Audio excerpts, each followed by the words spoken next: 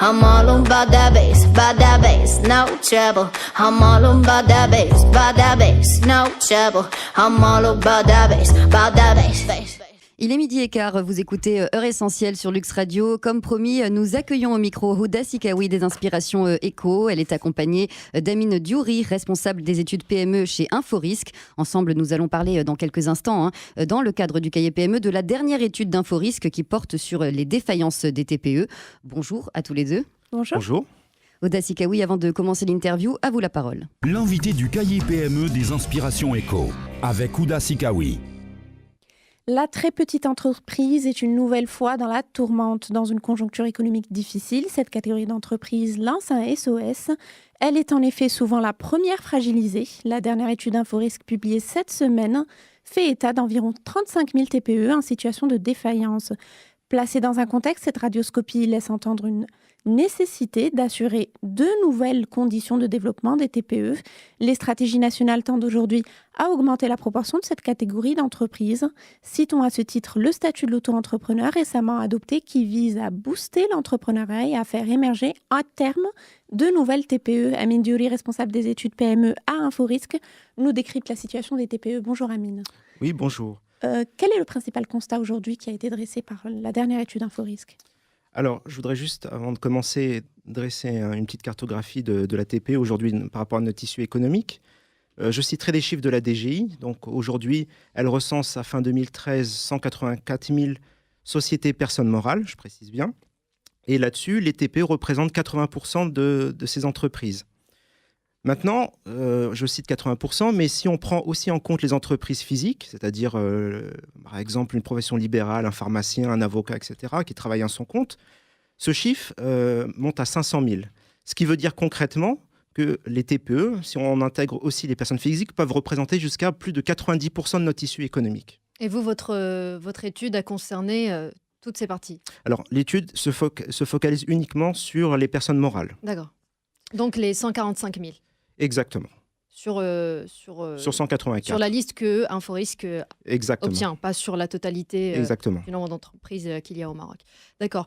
Donc 80% du tissu économique, 92% si on considère le segment CA, chiffre d'affaires de 0 à 10 millions de dirhams. Parmi les points frappants quand même de votre étude, mais aussi pas très surprenant finalement, ce sont les délais de paiement quand même. Oui. En 2013, les TPE ont attendu 263 jours pour être payés. C'est plus de 8 mois. C'est 144 jours pour la PME, 78 pour la GE. Quelle est votre lecture de ces données ? Très clairement, avec des délais de paiement pareils, il est évident que la TPE est fortement fragilisée. Concrètement, aujourd'hui, je fais du chiffre d'affaires. Il faut que j'attende 8 mois pour recevoir mon argent. Pendant ces 8 mois, comment je fais pour payer mes salariés, pour payer les marchandises, pour payer la matière première, pour payer tout ce que j'ai à payer. Forcément, il faut que j'ai des ressources pour pouvoir les financer. Et c'est là que le bas blesse. Après, je vais me tourner alors soit vers mes fonds propres, soit sur de la dette fournisseur, soit je vais emprunter auprès de la banque. Voilà aujourd'hui quelles sont les possibilités qui s'offrent à la TPE.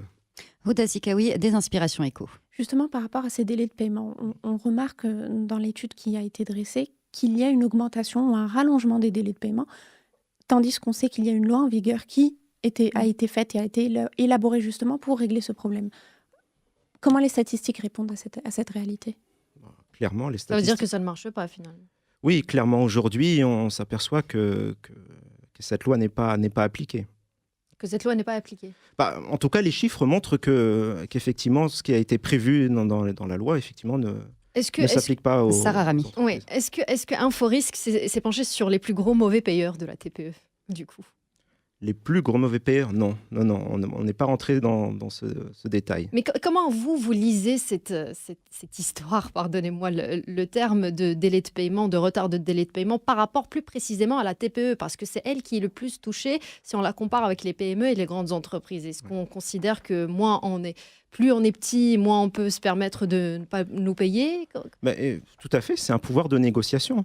Aujourd'hui, on est dans une situation difficile. Et puis un effet de répercussion, c'est-à-dire que la grosse entreprise a des problèmes de trésorerie à gérer, elle le répercute sur la PME, enfin sur les entreprises avec lesquelles elle travaille, notamment la PME, qui va elle-même la répercuter par la suite. Et c'est un effet en chaîne. Et la TPE se retrouvant en tout bas de chaîne et son pouvoir de négociation étant très très faible, logiquement, c'est elle qui subit le plus ce délai de paiement. Houda Sikawi, des inspirations éco. Je reste toujours sur les délais de paiement. Vous parlez de grandes entreprises, de PME, mais généralement, les mauvais payeurs, c'est aussi l'État. Est-ce que les statistiques ont parlé sur ce point-là ? Encore une fois, l'étude d'Inforisque se voulait très générale, c'est-à-dire qu'on n'est pas rentré dans l'actionnariat des entreprises qu'on avait étudiées. Donc sur ce point-là, je ne pourrais malheureusement pas vous répondre. Vous avez parlé tout à l'heure, Amine Diouri, je rappelle que vous êtes responsable études PME Inforisque, de la dette bancaire ou de la façon avec laquelle les TPE financent leurs activités. Les banques ne sont pas au rendez-vous, c'est ce que disent vos chiffres.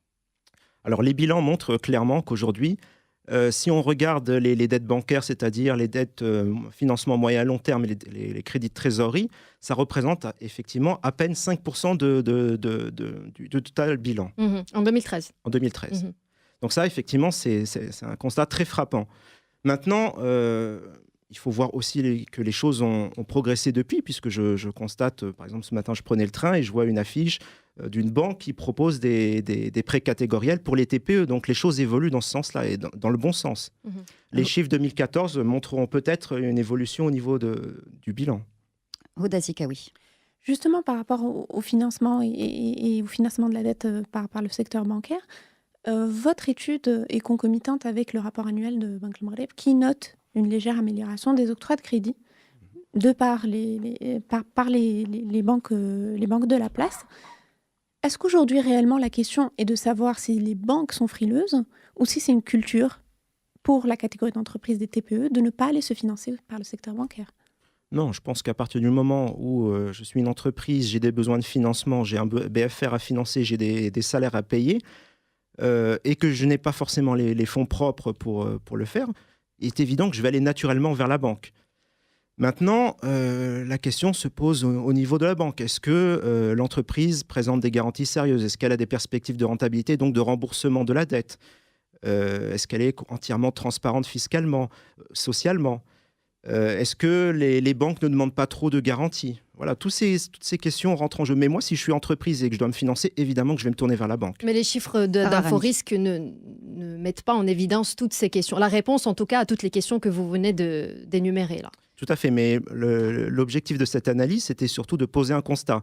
Après, la raison profonde de ces chiffres, il faudra effectivement le détailler, mais je pense que déjà, il y a un élément de réponse par rapport à ce que j'ai dit précédemment. On parle peut-être des revenus aussi. Au sein de la TPE, 27% des revenus sont engloutis par les salaires. Comment ça se fait ? Mauvaise gestion ? Non, je pense que pour avoir quand on a une activité, que par exemple on a une usine, on doit faire marcher une entreprise, il y a les salaires, c'est des charges fixes. Oui, c'est une charge incompressible. Ce sont des charges très élevées, là, en Voilà, exactement. Et logiquement, plus le chiffre d'affaires augmente et plus évidemment le ratio salaire sur chiffre d'affaires va diminuer. Mais à un moment donné, il y a un montant de salaire qui est incompressible et en dessous duquel on ne peut pas descendre si on veut fonctionner normalement. Houda Sikawi, des inspirations éco. Moi, je voudrais revenir sur votre précédente réponse. Vous nous disiez que pour Inforisque, l'objectif était de dresser un constat. Oui. Peut-être aussi des recommandations. Quelles étaient pour améliorer la situation ? Quelles sont-elles ? Alors, effectivement, l'objectif de l'étude, c'était de poser un constat à travers différents indicateurs. Maintenant, l'idée, c'est de dire pour chaque indicateur, par exemple, je vois que le chiffre d'affaires, au niveau du chiffre d'affaires, ça baisse de 6% entre 2012 et 2013. Comment créer des opportunités de croissance pour ces entreprises ? Alors, est-ce que c'est en leur proposant des aides à l'exportation, puisqu'on voit aujourd'hui que l'exportation ne représente qu'à peine 4% de leur chiffre d'affaires ? Ça peut être une première piste. Les délais de paiement. Bon, alors, on sait qu'aujourd'hui, il existe une loi, mais qui n'est pas encore appliquée dans les faits. Est-ce qu'il ne faut pas faire quelque chose spécifiquement pour la TPE ? Des charges qui s'alourdissent avec le temps, ce qui grève la rentabilité. Est-ce qu'on ne devrait pas proposer des exonérations sur certains types de charges pour aider justement ces entreprises à accroître leur rentabilité ? Donc, sur chaque indicateur de l'étude, à mon avis, il faut se poser et voir quelles sont les réponses possibles. Et évidemment, c'est à notre écosystème de décideurs d'apporter toutes ces réponses. Sarah Rami. Et parmi les mesures proposées, justement, le statut de l'auto-entrepreneur, Huda Sikawi en parlait tout à l'heure dans son papier. Vous qui êtes habitué aux études, le statut de l'auto-entrepreneur prendra combien de temps, selon vous, pour donner ses fruits ? Honnêtement, j'en ai aucune idée. Je ne sais pas combien de temps il faudra pour que ça porte ses fruits. Ce que je sais, c'est qu'effectivement, et comme Ouda le soulignait dans son analyse, un auto-entrepreneur, ça va forcément créer de la TPE, ça va créer de nouvelles TPE. Et donc, si on n'apporte pas de réponse maintenant aux problématiques qui sont soulevées dans l'étude, on travaillera plus tard sur un échantillon qui sera beaucoup plus grand et ce sera beaucoup plus difficile d'y répondre. C'est vraiment le point sur lequel je voudrais insister. Huda Sikawi des Inspirations Éco, ce sera notre dernière question. Justement, par rapport à ce statut, à cette augmentation de proportion, selon vous, selon les études que vous avez menées par ailleurs, selon cette dernière étude, quel sera l'impact de cette augmentation de la proportion à terme ? Quel impact dans ce contexte, on espère évidemment un impact important au niveau de l'emploi. Le statut de l'auto-entrepreneur a évidemment été essayé bien avant en France et on a vu que clairement ça avait créé énormément d'emplois. Le nombre d'entreprises avait augmenté près de 500 000 entreprises depuis la création du nouveau statut. Évidemment, au Maroc, on espère la même chose. Et c'est vraiment ça le principal point. Sortir des gens qui étaient soit dans l'informel, soit au chômage, et les amener à l'emploi et donc développer notre tissu économique et notre croissance économique, évidemment.